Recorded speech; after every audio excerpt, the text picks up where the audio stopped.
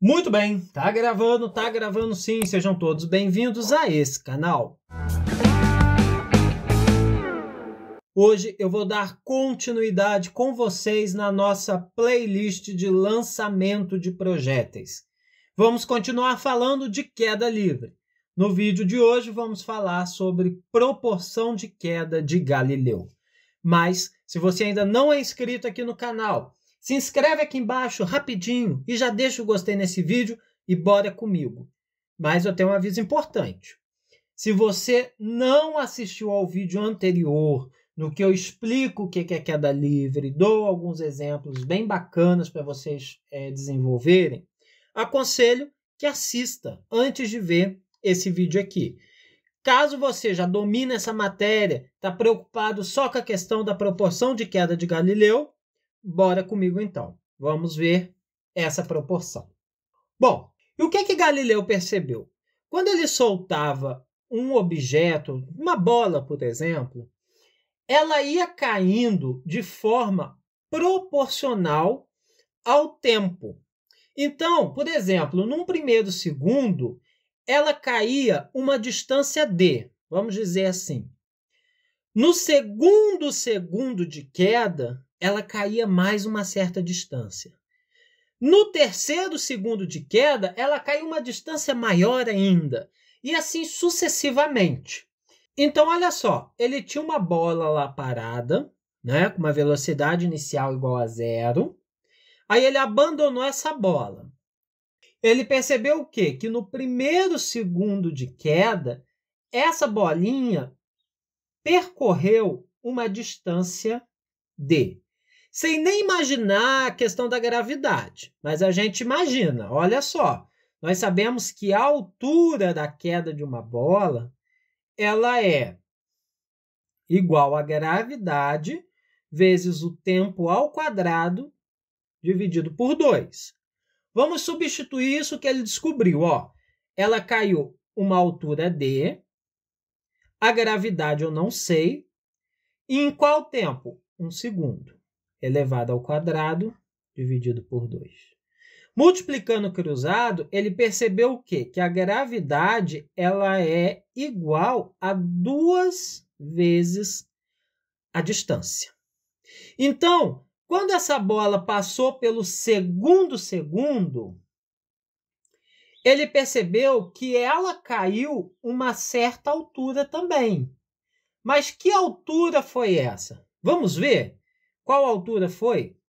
Vamos lá, ó. H é igual a gravidade, 2D, acabei de achar aqui, vezes o tempo. Quantos segundos? 2 segundos, ao quadrado, dividido por 2. Esse 2 eu corto com esse. Então, ela caiu uma altura de 4D. Olha lá, uma altura de 4D. E vamos em frente. A bolinha caiu no seu terceiro segundo. No terceiro segundo, a gente nota, e ele notou, né, que ela caiu mais uma certa altura. Qual altura foi essa? Vamos calcular, ó. A altura é igual à gravidade, que é 2D, vezes, foi 3 segundos, né? 3 ao quadrado, isso tudo dividido por 2. Esse 2 eu corto com esse, 3 ao quadrado vai dar 9. Então, caiu uma altura total de 9D. E o que ele conseguiu perceber com isso? Que no primeiro segundo de queda, ele caiu uma distância d, não é? Galileu notou isso, olha só que bacana. Primeiro segundo de queda, ele caiu uma distância d. No segundo segundo de queda, ele caiu que distância? Olha só, se daqui, quando ela estava parada, até o primeiro segundo, foi uma distância d, e do primeiro segundo até o fim do segundo foi 4d, então, no segundo segundo de queda, ele caiu uma distância 3d. Seguindo o raciocínio, que é 9. No terceiro segundo de queda, se ele já caiu 4 nos 2 primeiros segundos, no terceiro segundo ela caiu 5. O que ele conseguiu perceber? Que isso é uma progressão aritmética, né? Em que os termos são todos ímpares. Então, no primeiro segundo de queda, D. No segundo segundo de queda, 3D. No terceiro segundo de queda, 5D. No quarto segundo de queda, 7D. Depois, 9D, 11D, 13D, 15D, 17D e assim sucessivamente, indo sempre em uma progressão aritmética de termos ímpares. 1, 3, 5, 7, 9, 11, 13, 15, 17 e assim sucessivamente. Foi isso que Galileu percebeu. E isso facilita muito nos cálculos. Porque, por exemplo, vamos supor que eu desse para vocês que no segundo segundo de queda, um móvel percorreu 6 metros. Quanto ele percorreu no primeiro segundo? Opa! Se o segundo segundo é 3D e foi 6 metros, quer dizer que o D é 2 metros. Ou seja, no primeiro segundo de queda foram 2 metros. Se eu não tivesse essa proporção de queda, se eu não tivesse esse conhecimento de proporção de queda, eu ia ter que fazer o quê? Ia ter que ficar aplicando as fórmulas para descobrir qual que era a gravidade, porque eu não dei a gravidade, eu dei somente a distância, né? Ia ter que usar isso para descobrir a gravidade, para depois que eu descobrir a gravidade, eu poder descobrir a altura. Olha que trabalho! Sendo que eu conhecendo a proporção de queda, eu não vou precisar nem utilizar as fórmulas. Isso nós vamos ver direitinho nos exemplos. O vídeo de hoje tem 5 exemplos. Vamos fazer 3 de teoria e 2 aplicando a prática da proporção de queda livre. Então, bora comigo para os exemplos. Se ainda ficou uma dúvida, pausa aí, volta lá no início para poder continuar comigo. Bora lá então. Olha só o primeiro exemplo. 2 corpos de massas distintas, M1 e M2, sendo que a massa 1 é maior do que a massa 2, são abandonados de uma certa altura em um local controlado. Sempre que for dizendo assim um local controlado, quer dizer que está tirando tudo que poderia atrapalhar o estudo do movimento. No caso, o estudo da queda livre, o que poderia atrapalhar é o ar. Então, de onde se retirou todo o ar presente. Então, se não tivesse escrito isso, não se preocupa. Em um local controlado, eu sei que tirou tudo que atrapalharia. Em relação ao movimento descrito pelos corpos, assinale as alternativas corretas. 1. O corpo de massa 1 chega ao chão antes do corpo de massa 2? Lembra lá no primeiro vídeo que eu disse para vocês que no vácuo, 2 corpos elas chegam ao mesmo tempo no chão, independente de suas massas? Exatamente, porque eles estão sob a influência apenas da gravidade. Então, essa proposição 1 é falsa. O peso dos 2 corpos é igual? Peso é massa vezes gravidade. A gravidade é igual, mas as massas não. Então, um é mais pesado que o outro. A 2 está errada também. A aceleração sofrida pelos 2 corpos é igual? A aceleração sofrida é a aceleração da gravidade. E como são 2 corpos abandonados no mesmo lugar, né? Nós temos 2 corpos que vão sofrer a mesma aceleração da gravidade, vão estar sujeitos a uma mesma gravidade. Ou seja, a 3 é verdade, a aceleração é igual para os 2. A velocidade com que o corpo de massa 1 chega ao chão é maior? Lembra lá no 1 que eu disse que eles vão chegar ao mesmo tempo? Vão, né? Velocidade é gravidade vezes o tempo. A gravidade é igual para os 2. O tempo de queda também é igual para os 2. Logo, a velocidade também vai ser igual para os 2. Então, a proposição 4 está incorreta. Apenas A 3, letra C. Muito bem. Se você não entendeu isso tudo que eu falei, volta lá no primeiro vídeo antes de dar continuidade. Se entendeu? Bora comigo ver o segundo exemplo. Um martelo de 2 kg é solto na superfície da Terra e posteriormente é solto na Lua. A mesma altura. Ou seja, eu peguei um martelo, vamos supor que eu levei ele assim 1 metro do chão e soltei aqui na Terra, depois fui lá na Lua, elevei ele a 1 metro e soltei lá também. Em relação aos movimentos de queda nas duas situações descritas, assinale a alternativa correta. O peso do martelo é igual na Lua e na Terra? Peso é massa vezes gravidade. A massa é igual, mas eu sei que a gravidade na Lua é muito inferior à gravidade da Terra. Então, letra A, incorreta.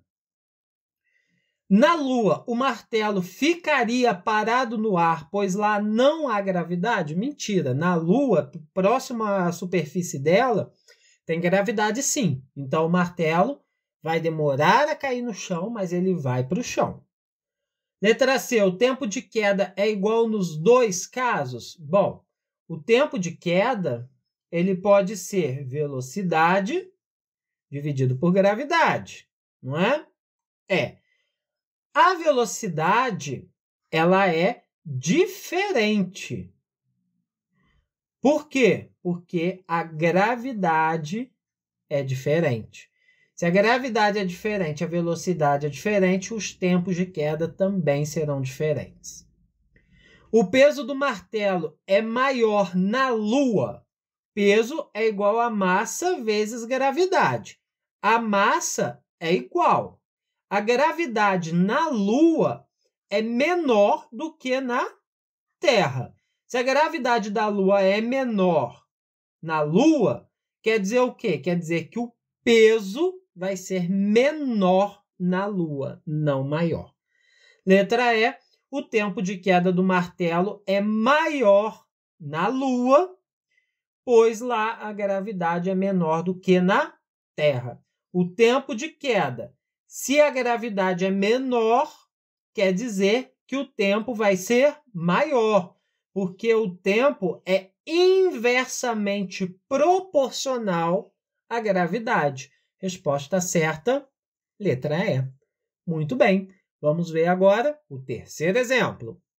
Um móvel é abandonado em queda livre e percorre uma distância x durante o primeiro segundo. Durante o quinto segundo de movimento, esse móvel percorre uma distância. Olha, gente, no primeiro segundo, ele percorreu uma distância x. No segundo segundo, ele percorreria 3x. No terceiro segundo, ele percorreria 5x. E assim sucessivamente, não é verdade? Porque são os números ímpares. Então, logicamente, no quinto segundo, é só contar, ó. Levanta 5 dedos aí na mão. 1, 3, 5, 7, 9. Ele vai percorrer 9x, letra E. Muito bem. Vamos agora para o nosso penúltimo exemplo. Um objeto percorre uma distância de 3 metros durante o primeiro segundo. Determine quantos metros ele percorre durante o oitavo segundo. Bom, eu sei que no primeiro segundo, gente, ele percorre uma distância d, que nesse caso são 3 metros. Beleza. No segundo segundo, ele percorreria uma distância 3d, que seria 3 vezes 3, que é igual a 9. E assim sucessivamente, né? Até chegar lá no meu oitavo segundo. Muito simples. Levanta aí 8 dedos da mão e conta, ó. 1, 3, 5, 7, 9, 11, 13, 15. Então, no oitavo segundo, ele vai percorrer 15D. Então, 15 vezes 3, que vai ser igual a 45 metros. Então, no 8º segundo, a bola, o objeto que foi abandonado lá, né, vai ter percorrido uma distância de 45 metros. No 8º segundo, tá? Só no 8º segundo. Não pode confundir, gente. No 8º segundo em 8 segundos, tá? É diferente isso, tá? No 8º segundo para em 8 segundos. Para ser em 8 segundos, eu teria que somar 3, que é no primeiro segundo, mais 9, que foi no segundo, mais até o 45. Eu tenho que somar todos os segundos de queda. Quando eu pedir no 8º segundo, eu estou pedindo só o tempo que percorreu no 8º segundo. Beleza? Beleza. Vamos para o último exemplo para encerrar com chave de ouro esse nosso vídeo. Aproveita e já deixa o gostei aqui, hein? Um móvel percorre durante o 3º segundo de movimento uma distância de 10 metros. Então, olha só. No 1º segundo, eu sei que ele percorre uma distância D. No 2º segundo, eu sei que ele percorre uma distância 3D. No 3º segundo, eu sei que ele percorre uma distância 5D, que eu sei que é 10 metros. Se eu sei que é 10 metros, 5D igual a 10, D vai ser igual a 10 dividido para 5, que é igual a 2. Então, no 1º segundo de queda, ele percorreu 2 metros. Beleza, mas não é isso que o problema pediu. O problema pediu no 9º segundo. Então, vamos lá até o 9º segundo. Vamos lá, levanta 9 dedos aí na mão. Vamos contar os ímpares até o 9. Contando lá, vai dar 17D. Que vai ser igual a 17 vezes 2. Foram 2 metros no 1º segundo.